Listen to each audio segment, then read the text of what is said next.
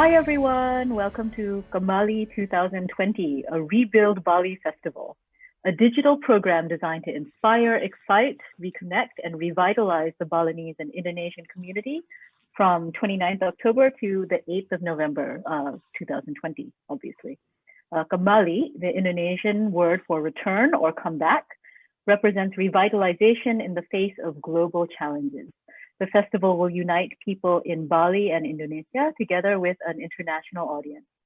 At a time when travel is largely impossible and creating connections is more important than ever before. So just very pleased to welcome everyone to this session, which will be about The Wandering, or in Indonesian, Gentayangan, a choose your own adventure novel by the Indonesian author Intan Paramaditha. And yeah, really excited because I have been a long time fan of this novel when it first came out in 2018 and was actually launched at the Ubud Writers and Readers Festival. And even now, when it's just recently been translated into English by Stephen Epstein and published in the UK by Harville Secker, and in Australia by Penguin. So hi, Intan.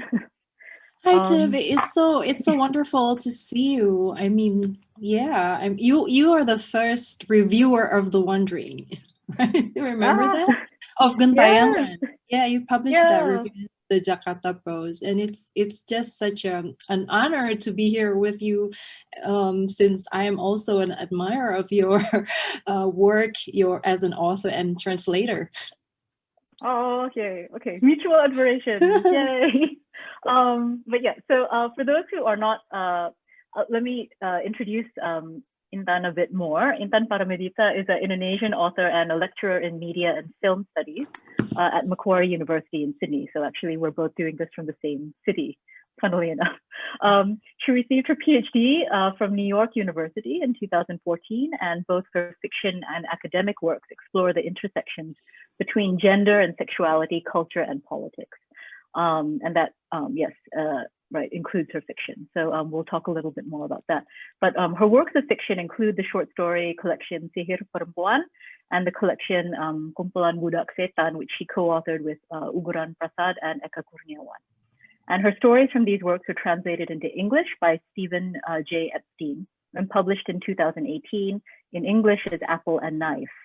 Her debut novel, which we'll be discussing today, Gentayangan, was published in 2017 and was awarded a PEN Translates and PEN Heim grant to be translated into English also by Stephen Epstein as The Wandering.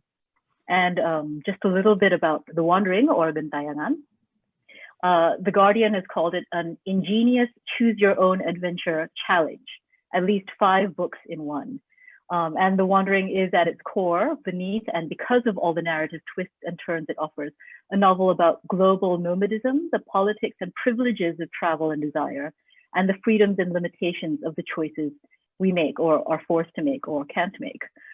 So what happens is you, the reader, start out bored and stuck in Jakarta, and you make a pact with your lover, the devil, so you can go see the world.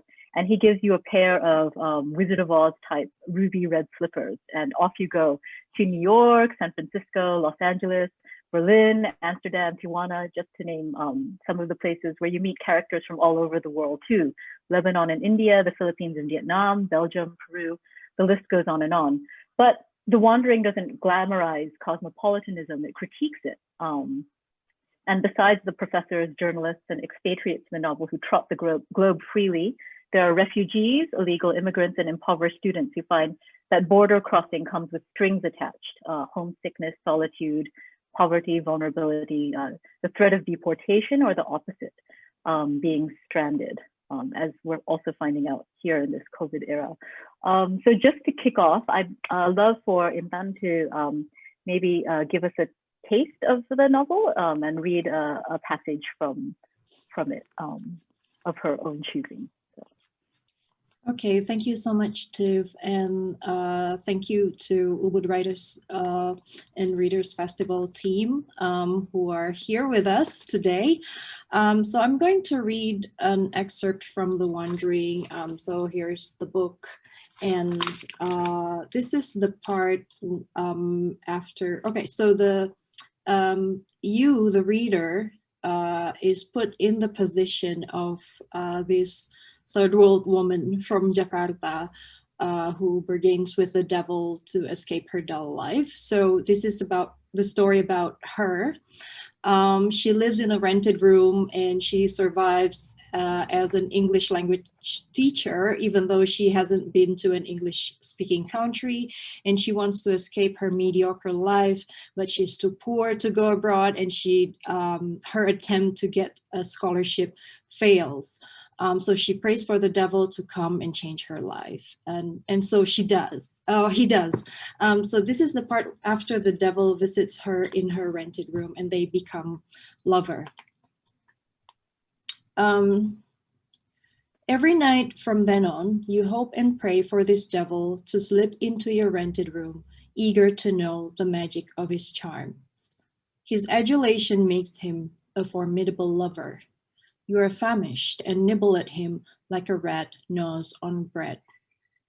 You're not sure if he's some random shaitan or the great Iblis himself, but you have a demon to call your own. What pet name shall you bestow upon him? Devil dearest? Bills the baby? You settle on demon lover. He courts you like a suitor from days gone by, regaling you with roses and chocolates. Not the most useful gifts, you think, but sweet, because you're addicted to the love-making. Being as ancient as he is, he has many tales to tell. You've heard most of his stories, but still he beats his chest proudly when you ask about everything from the slaying of Abel to his involvement in the First and Second World Wars. When it comes to the temptation of Joseph by Potiphar's wife, however, he denies involvement. Sorry, he objects, but women have been demons since the dawn of time. You fuck him like crazy, but soon tire of his presence. Before a month passes, you discard the drawer full of dried roses and complain that his chocolates are making you fat. Demon lover prefers a curvy, voluptuous body, but you don't care. You want a more substantial display of his devotion. Are you really going to grant whatever I desire? Demon lover nods, then returns to lavishing kisses upon your feet. Okay, you decide. My sole wish is to get the hell away from here. I want adventure. Give me money, visas, and a one-way ticket. I don't want to come back. With a vaguely condescending smirk, he shakes his head. What's the problem, you ask? Your wish is too specific. Ask for something more abstract, like success or happiness. Sorry, I can't. You and I might interpret them differently. You pull your feet away. Reclining on the bed, you take a slender volume from the bedside table and use it to fan yourself. Screwing in the tropics requires negotiation with heat and humidity. You grumble to him. I'm bored. Demon lover flashes a knowing smile. I realized that from the start. That's how women are, from Madame Bovary to Palupi. Palupi? Yes, a remarkable character from a famous film, an Indonesian classic from the 60s. Why was she bored? She married a poor author with integrity. That would have bored her senseless, all right. You study your neatly trimmed toenails.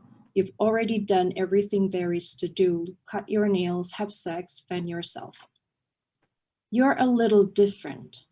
Palupi didn't have her very own devil. Thank you. Oh, yay! Sorry, just hearing you read it made me reminded me how much I like the novel. I really like the novel. Everyone should buy the novel. So anyway, okay. So one of the things I find most striking about the novel is how it's such an ingenious union of content and form. So the choose your own adventure format is perfect for the tale, or rather multiple tales you want to tell about the individual's freedom or lack of freedom to travel and determine her own destiny. How did you come up with both the narrative premise and the structure of the novel? And what were the greatest difficulties you encountered craft-wise in terms of executing your writerly vision?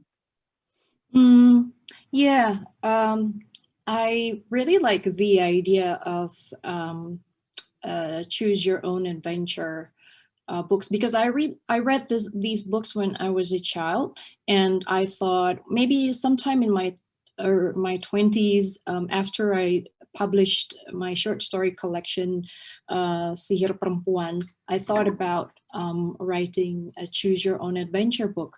But at that time, it was just, it was just for the style and not for the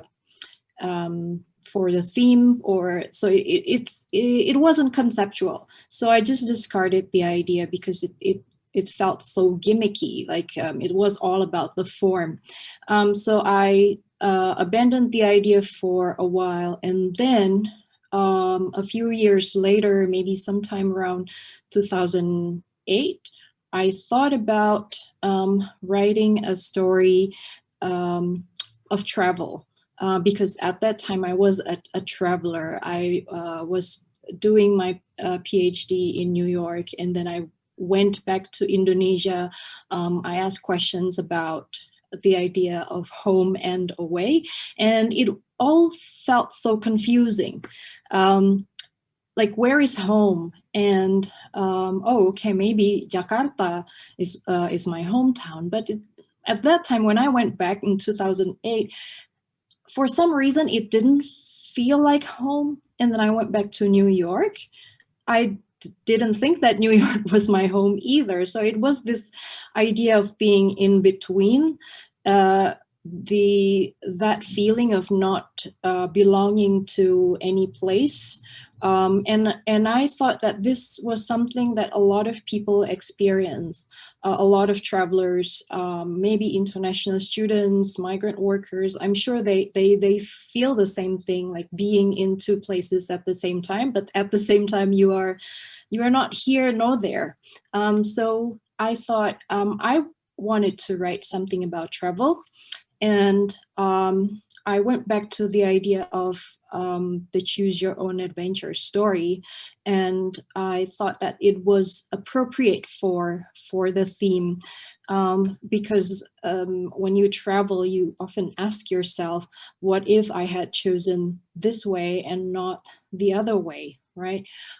So it's I feel like it's the concept of the choose your own adventure concept just fits the whole questions around travel and regrets, and just the idea of having of making decisions, and the limitation of choices. I also like the idea of having multiple selves, because that's what choose your own adventure structure allows us to be. I mean, to be in different places through different paths, right? So there are 15 different plots in the book, and in each plot you live your life as a particular person. You make choices that are different from the choices that you make in the other path. So I like having this idea of multiple selves, parallel structure, and then somehow there are similarities between these plots, and the plots can interweave. Yeah, I like playing around with structure, and at the same time telling this. Asking a lot of questions about mobility, about self in the globalized world, how we are really experiencing ourselves as fractured, being in different places at the same time. The difficulties. I think what's really difficult about writing it is just to keep myself on track, because, well, there are different storylines, and how do I keep the consistency of the plot? So that's really that was one of the biggest challenges. So I started with a big map, and then on the map, I drew different paths and different consequences. I forgot where my map is, but yeah, it's rather big. Okay. But yeah, and then as I wrote the individual storyline, the map actually changes a little bit. I forgot if I ever made a final map. I think a lot of readers on on social media, I think they drew their own maps and they showed their maps, and they are actually better than my own map.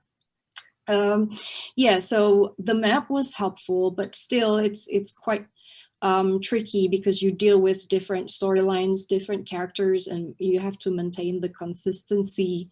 Yeah.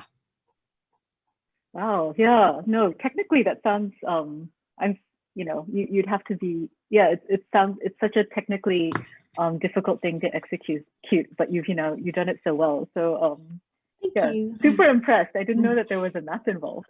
So, just related to what you were saying just now about multiple selves, and right. So yes, like it's really cool that the character goes and evolves and changes depending on what plotline you choose. But at the same time, right, what interests me is that the reader, the you, is forced to adopt a very specific identity, actually, which is, as you said, like a single woman from Jakarta who, like, is from a background that's poor enough that she can't just travel when she wants to, right? So what potential did you feel that there is in this role play for challenging or subverting readers' expectations or views, depending on, I mean, of course, who the reader is, because that might also change depending on the reader, right? Whether they're also someone from Indonesia or from, like, now that it's translated, they might be like, an old white guy, or, what does it mean to, right, then have them adopt this particular identity? I guess the idea was to have a protagonist who is a brown woman. That was the initial idea, because I was at that time I was quite tired of seeing travelers, in travel stories, whether they are travel memoirs or travel films, well, anything that involves travel, the idea of travel and journey. I think what we see often is that there's this white male character discovering something in the third world, and that changes his perception about something, like Heart of Darkness. Or it can be the white woman traveling, but often if it's the white woman, it's the popular narrative tends to sort of associate that travel with consumption, with the idea that you can have fun, travel the world, as long as you have the buying power. Just like my classic example is Elizabeth Gilbert's Eat, Pray, Love, which is, one of the plots involve some scenes in Bali where she encounters this Balinese woman, and suddenly I see that, white woman saving brown woman narrative. Or now recently we have this new Netflix series, Emily in Paris, and she is also a traveler, right? She's a very privileged character, but and it seems that, and she's so beautiful, she's wealthy, she's successful, and it seems that this kind of character, even though a lot of people have critiqued this kind of you would say neoliberal feminist prototype, I think there's some kind of persistence in showing this character. I think people do want to see some successful women going to exotic places. So I think I really want to see a character who is brown and who doesn't have enough money to begin with, and therefore when she travels, even though probably she has this idea of maybe some kind of Cinderella dream. That Cinderella dream won't come true, and instead of going through parties and palaces, she'll encounter borders and walls because of her class and gender and skin color. So I like having this third world woman as a hero, basically, and to actually put well, when I started writing, I didn't expect that this would be translated, but now I think it's great that, you know, a white man reading The Wandering, and he has to place himself in the shoes of this third world woman. I think that's quite fun, and yet to be able to see how travel is a privilege for so many people, but not to our protagonist. So even though she has the red shoes, the devil's shoes to travel, still when she gets to her destination, she cannot participate in the city like other people, other residents of the city. She doesn't have any friends, she doesn't have any social network, she doesn't have social capital, she can't get a decent job, or her qualification it just doesn't work in the new place, right?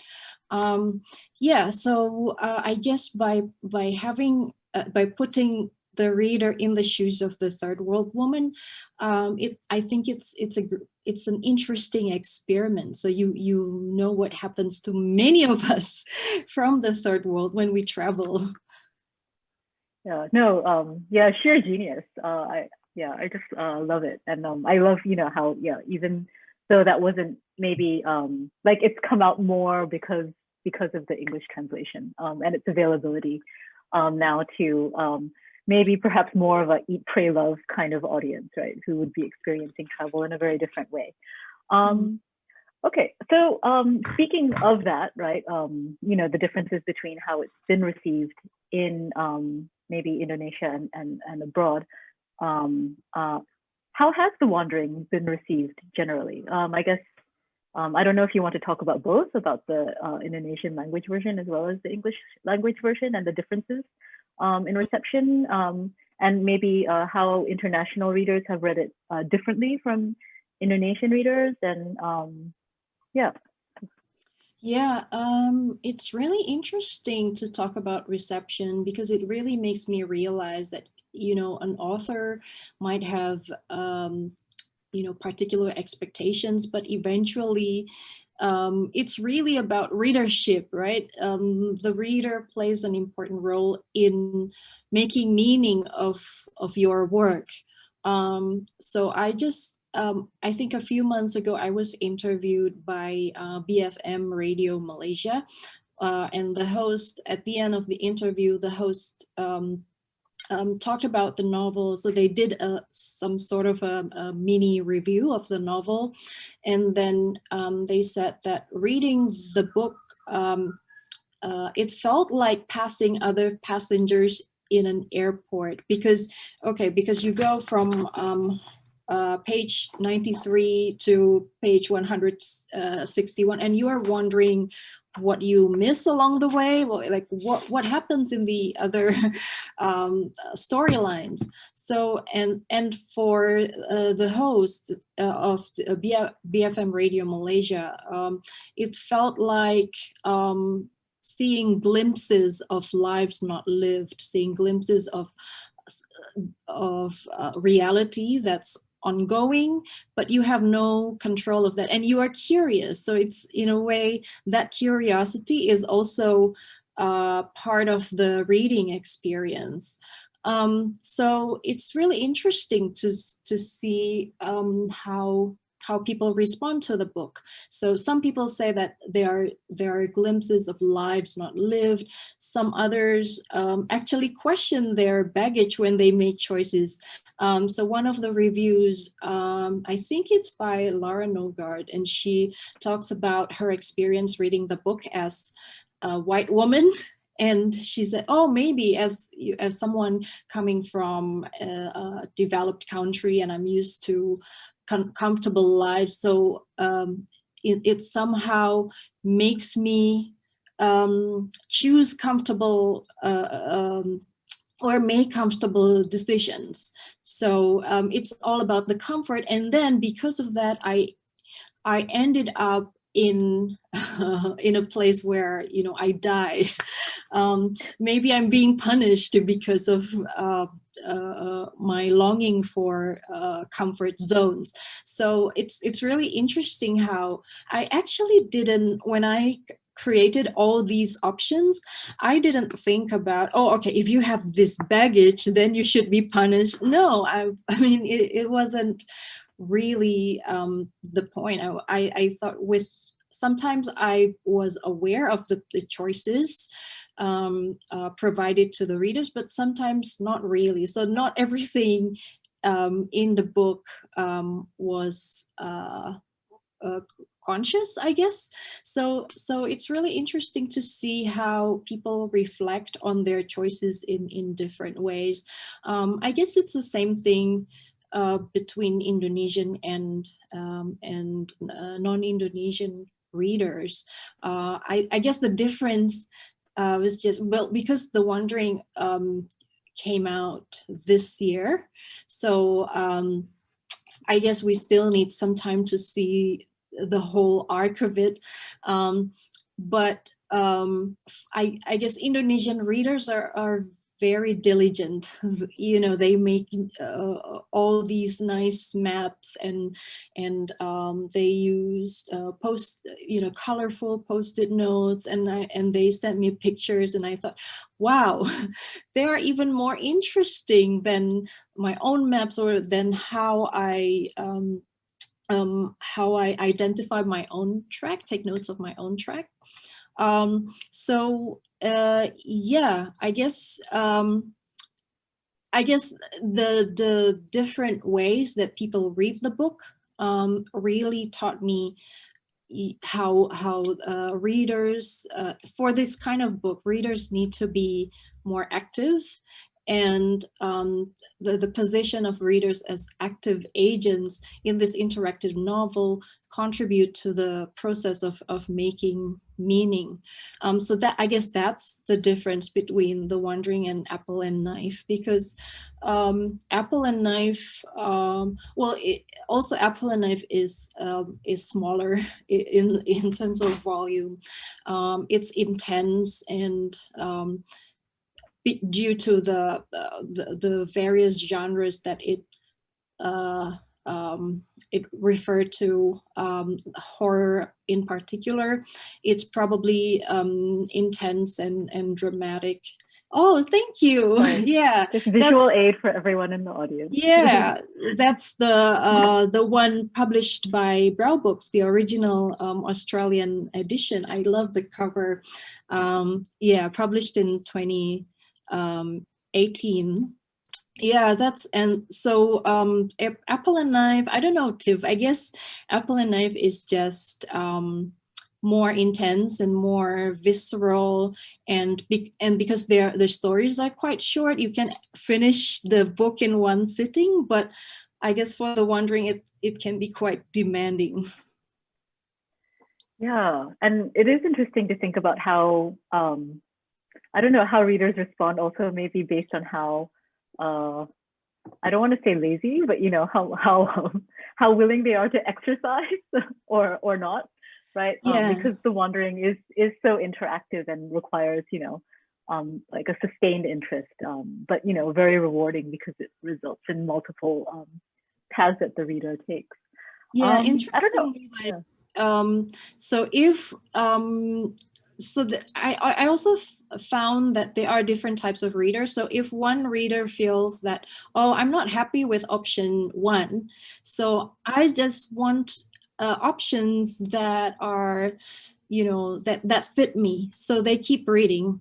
But then if there are also readers who think that option 1 is not good, and then they stop reading completely. So yeah, I learned. Really?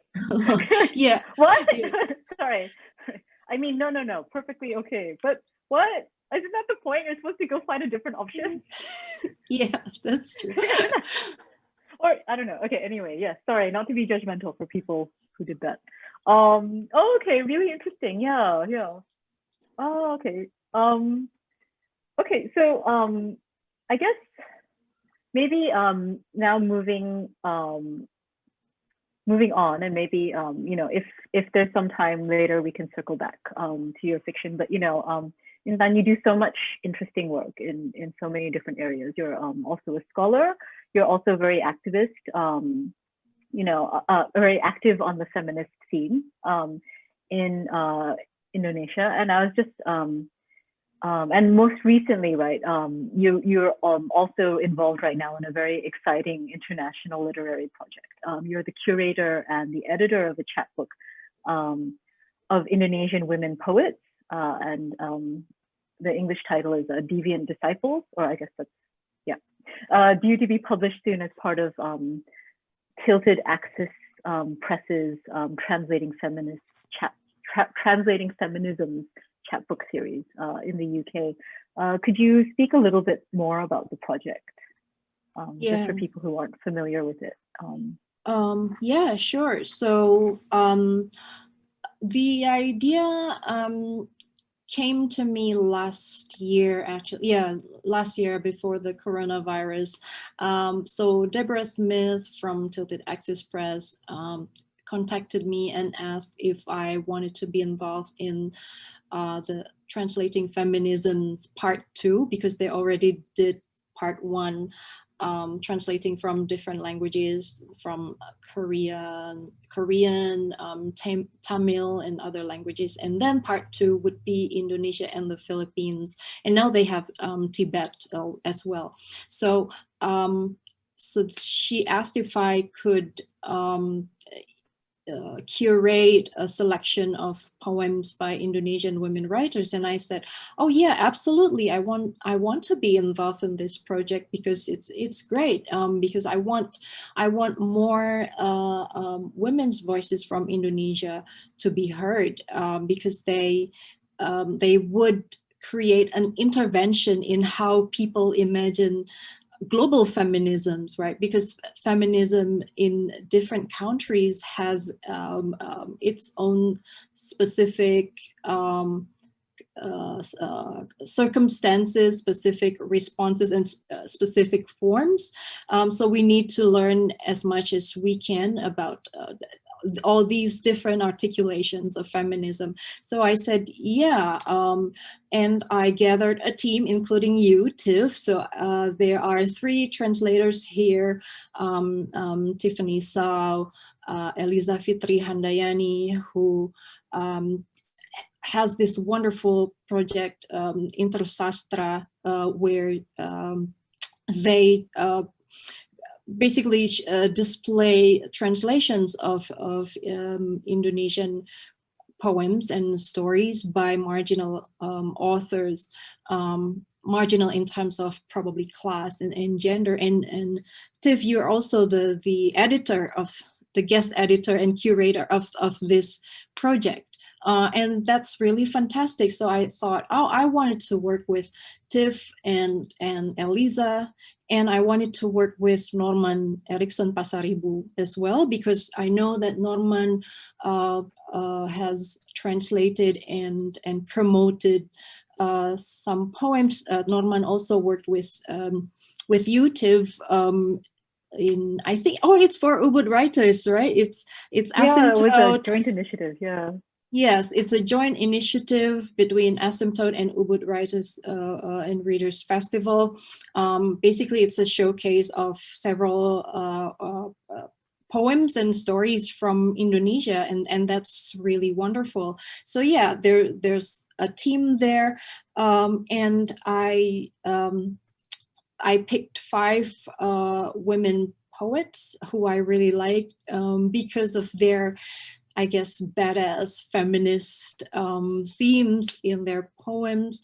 Obviously, I picked Ibu Tuti Herati. This is her book, Calon Arang. yeah, we also have one poem from the book, and Tiffany translated that. And also other feminist poets, Dorothea Rosa Herliani and Sinta Febriani, Hannah Francisca and Zubaida Johar, they all bring their own different perspectives on feminist resistance in Indonesia. So yeah, it's been a great experience. I hope it's a great experience for you too, as someone involved in this project. Yeah, yeah. Just for the audience, I did secretly know a bit, about the project before I asked Intan that question. But when Intan asked me if I could translate be one of the translators on the project, I was very excited. Yeah, and do you know when it's coming out? Oh yeah, we forgot to mention that. It's coming out actually end of this year. So yeah, so very soon. Yeah, so if anyone is interested, I think you can visit Tilted Access Press's website, and then they'll have information on how you can order the chapbook bundle, and they do international shipping. So yes, definitely a must. But yeah, just to ask you a little further about the project and your hopes for it. It seems like books like this are so necessary, given the state of the global literary market right now, which is, dominated according to sales figures, right? Dominated by English language books, and in a literary market also where the top 10 most marketable languages besides English, right, for translated literature are all European and Japanese, right? So Indonesia is not in there at all, I guess. So what are your thoughts as an Indonesian writer and editor on the literature in translation scene about the current situation? And in your mind, what are the drawbacks of having global literary interest spread so unevenly between countries and languages? Yeah, I think a lot of, so yeah, definitely, I think that the statistics are true. So yeah, only 3 books of 3% of books in the English language market are books in translation, and there's less for women writers, women in translation. So I guess as a woman in translation coming from a country writing in Indonesian language, a language that's not really in the global map, that's not really important, I guess. I think it's quite discouraging, but we just need to persist, I guess. Yeah, so I noticed that a lot of attention were given to, in addition to European literature, also to countries with strong, I would say, global or foreign policy, with strong investment in literature as well. Like, the Cool Japan campaign took place in, I don't know, late 90s. The whole promotion to culture, it all started decades ago, and South Korea followed.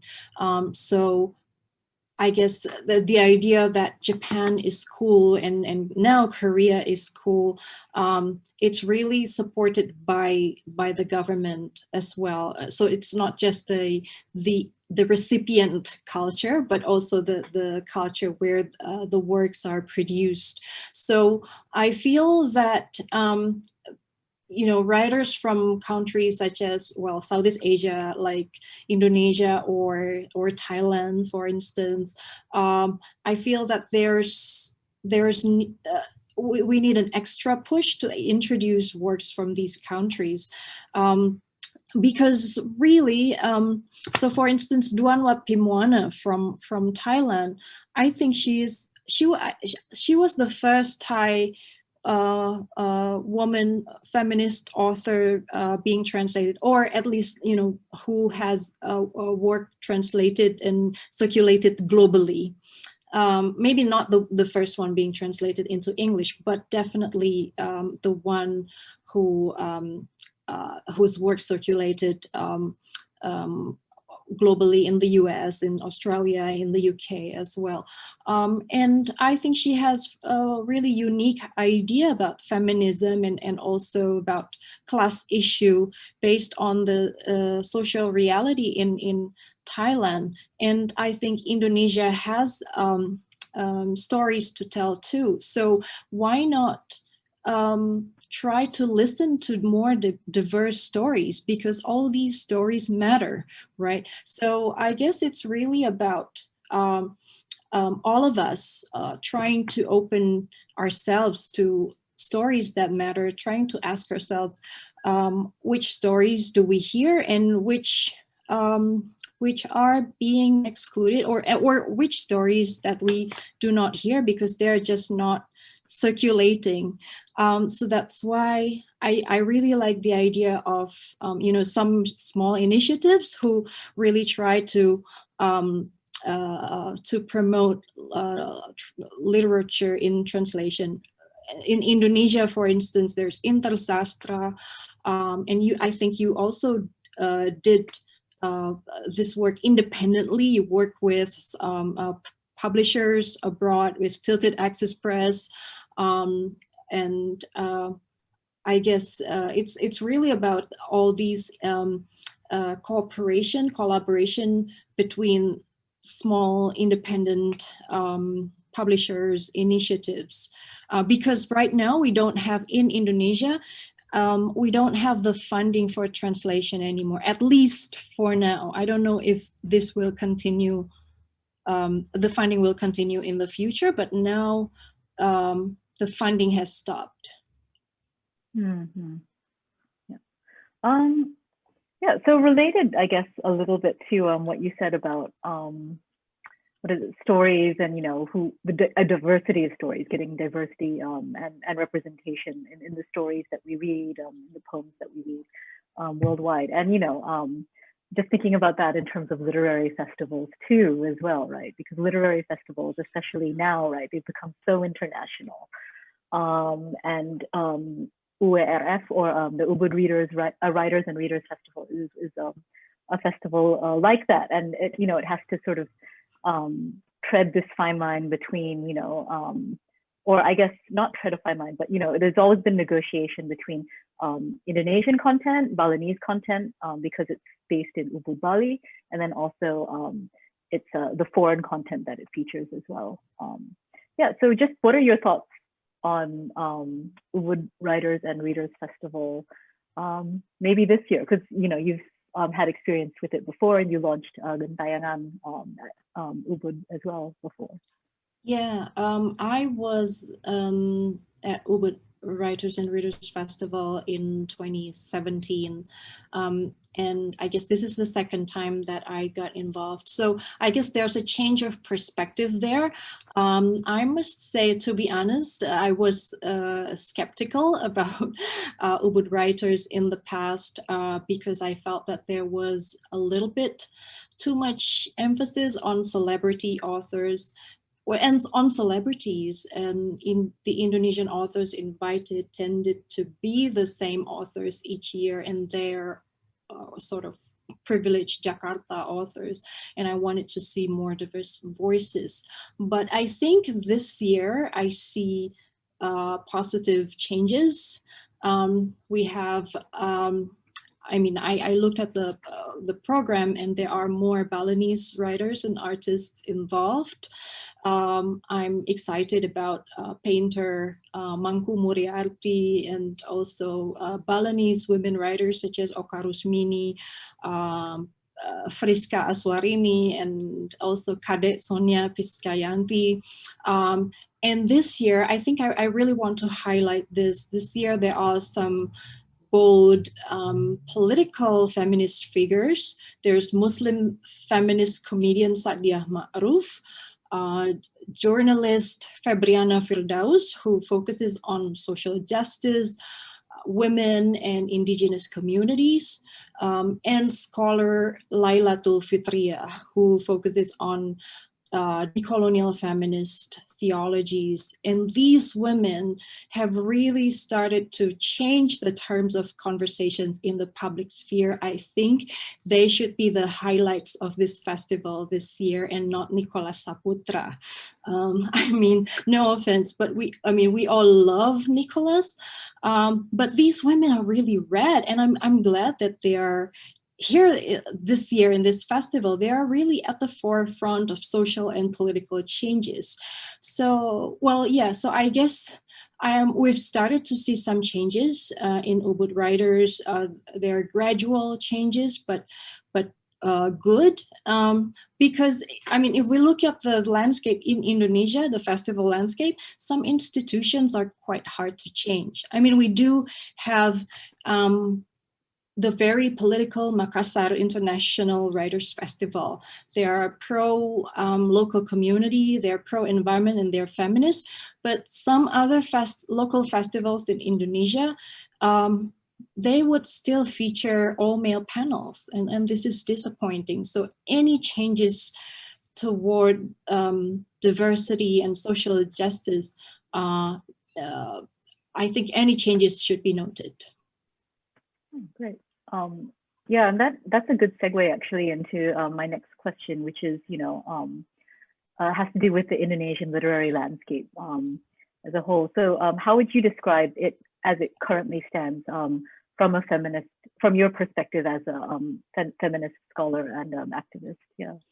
In general, Indonesian literary landscape is still quite patriarchal. So there are other problems as well. For instance, there's the centrality of power. So Jakarta and maybe Jogja, they remain the centers that decide which literature is valuable and which is not even discussed. So we need to sort of decenter literature. We need to look at what happens in Eastern Indonesia, but not from the Jakarta perspective, but more power to the people in these regions, in Nusa Tenggara, in Sulawesi. They should be like the decision makers. But the main problem that we have right now is probably you've heard about this, Badan Bahasa, which is I guess Indonesia's official organization. They give awards, they fund literary projects. So they just announced literary awards for 2020, and then the whole nominees were those who can be considered as nominees were published between 2015 and 2020, so 5 years.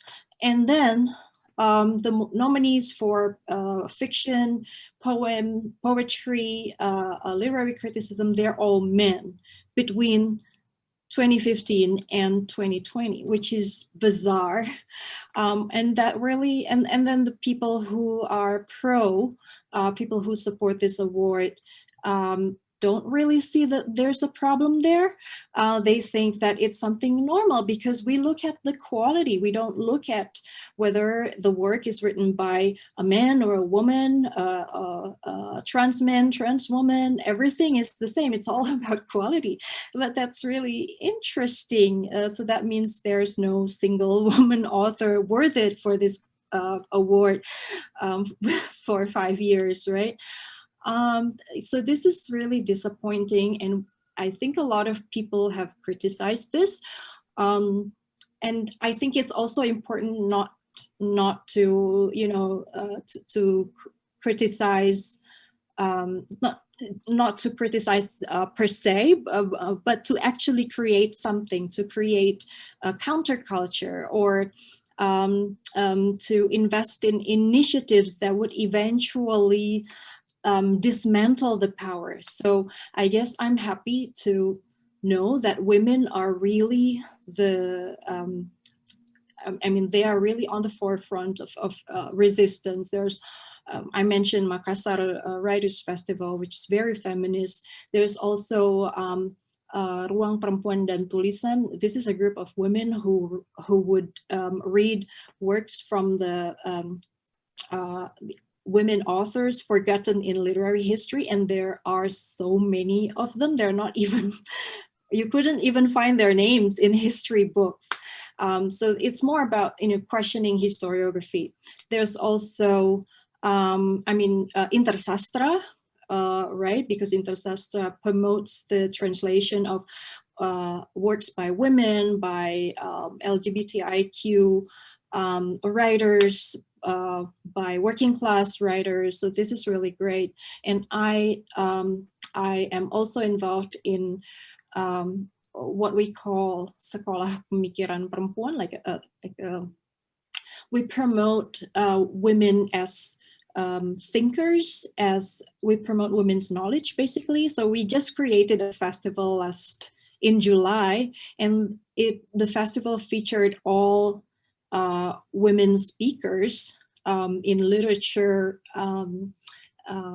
performance in different fields, and basically just resist the idea that women are not valid producers of knowledge. And within the larger map, the global map, that idea is, I think, you know, being a third world woman is like experiencing double oppression. So you are not only third world, which means like you have to be, you are being excluded by knowledge, the Western knowledge, and you are also being excluded by the knowledge in your own country, and which is predominantly produced by men. So I'm quite happy with what we're doing. It's really far from perfect, and we haven't really achieved our goals, I guess.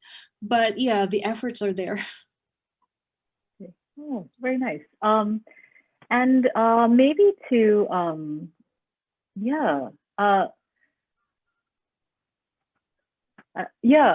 I guess what, just very cool to hear about, you know, all of the feminist interventions that are being made on this. And you are part of it too, right? I know, it's it's exciting. Sometimes I'm like, oh, it's exciting. Maybe we can change things. Maybe, hopefully. Yes, be optimistic. Okay, so our, I guess one final question, and this question actually, to give people a bit of background. So right before this, Intan was promoting this recorded session on her Instagram stories, and invited people to come up with a question, and she would pick one. So we have a question from the audience here, even though we don't have an actual audience. Well, I mean, we do, but you know, we're recording this and then it's going to be aired later. But so we have a question from someone who goes by Kutukus Sastra on Instagram, and she's asked Intan to recommend some books on about feminism. So what are your best picks, I guess? Yeah. I think it's a he or I'm not sure, but okay, yeah, we'll yeah. So I have Dia neutral. I have some books with me. I think these are just a few books that I grabbed, you know, before this session. So the first one is Sister Outsider. By Audre Lorde. I really like this book because it really dismantles this whole idea of feminism, because her point is really questioning what is feminism. Is feminism, you know, just a bunch of white women wanting liberation? What about women of color? What about women who, like, if you go to a feminist conference, who are the women taking care of your child, who are cleaning your house? So she asks this kind of questions that basically allow us to be critical of the universalizing ideas of feminism. And she does that from, well, back then when she wrote that, I don't think the word intersectional has existed, but that's what she did. Like it's in the 1980. I think it's 1984, and then after that, there's the whole intersectional feminist movement, starting with Kimberly Crenshaw's essay, but it really dismantles this whole idea of feminism. That feminism is not singular; it's really plural, and there can be contradictions and contestations within feminism. So that's great. And then here, Borderlands, La Frontera by Gloria Anzaldúa. I really love this. It talks about her, like it's a mix, maybe you've read this too, Tiv. It's a mix of autobiography and essays and poems. It's very hybrid. It talks about her position as a third world woman, growing up in the border between Mexico and United States, and really feel that clash between cultures and the violence there happening to people of color. And at the same time, it's just so beautifully written. So I would encourage anyone to read this. This is the classic. I mean, The Handmaid's Tale. I have other books by Atwood, but I think this is the one that's most familiar to readers. Yeah, I each time because I'm a big fan of Atwood, each time I am stuck in my writing, I would go back and pick up one of her novels. And then the last one, of course, Calon Arang by Tuti Herati. And here she actually, okay, Calon Arang, for those of you who are not familiar with it, it's a story about a Balinese witch, and she destroys the whole village, basically, because she is unhappy, because no one would want to marry her daughter. And then, and this is actually a story about the anxiety of the society of a powerful woman. And because this woman is just so smart and she's so powerful, and she organizes her students, all female students, she has become a threat to the kingdom, to the king and to the priest. So she needs to be destroyed. So it's a story of anxiety of powerful woman. And I think Tuti Herati reappropriates and sort of reframes the story in a feminist way. And yeah, I think it's one of the books that influenced me. Yeah, so those are my recommendations. Oh, yay! Okay. Well, I think we have to come to a close. I saw a comment bubble saying that we had 10 minutes left, but that was like a few minutes ago. But this has been a really interesting session. So thank you, Intan. Thank you so much, Tiff. Yeah, for conversing. It's so funny because now I'm thinking we actually are both doing this from Sydney, so we probably could have just gone to like one room and then like, Yeah. Anyway, but here we are. And thank you, UWRF, for having us here. I would like to issue a formal closing statement. Kembali 20 was made possible with the support of the Yayasan Mudra Saraswati patron program and their donors. The patron program was created to seek assistance for the survival of both festivals and the foundation. By making a valuable contribution to the Yayasan patron program, you will be directly involved in delivering festivals in due time. Your contribution will guarantee the future of a most meaningful cross-cultural platform of words, ideas, culture, and the creative arts. Follow at Ubud Writers Festival on Instagram, Twitter, and Facebook, or visit ubudwritersfestival.com for more information about the patron program. Yeah, I think that's it for today. Thank you so much, everyone. And thank you again, Intan. Have a good rest of the day. Terima kasih semuanya. Bye. Bye.